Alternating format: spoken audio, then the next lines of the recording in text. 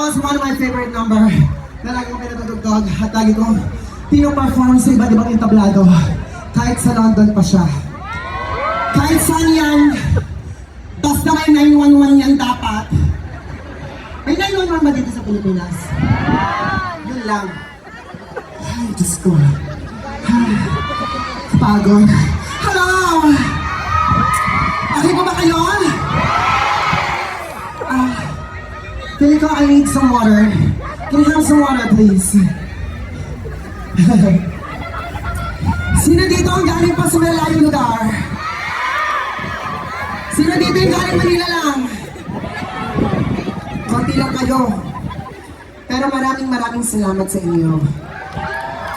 Kasi hindi naman ito mabubuo ng gabing to kung wala kayo. Kaya palapakan niyo yung sarili niyo.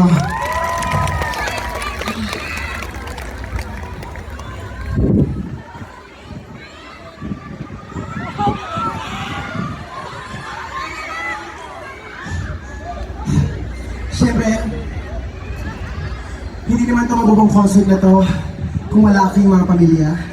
That's why I would like to call on bring out some special people right now because I love them so much. And I'm very proud to be part of this legacy. And I present to you the Gollums. The Gollums, where are you guys?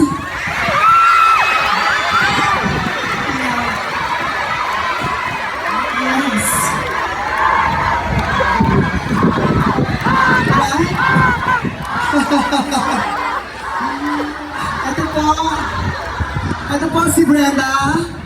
Siya po ang tito ko or tita ko na nagturo sa akin kung paano maging drag queen. Palakpakan natin si Brenda! Pangarap niya talaga ito makashare ko siya sa malaking stage. Huwag kang umiyak, magna-number pa tayo. Okay ka. Sabi ka lang, ganyan naman to, hindi ko na papakilala to. Pero si Otto! Anong drag name mo? Anong drag name mo? May mic ka gamitin mo. Ivory Cat. Ivory Cat? Ivory Cat? Oh my God! Hindi ko alam yan! Saan ba natutunan yan? O ano?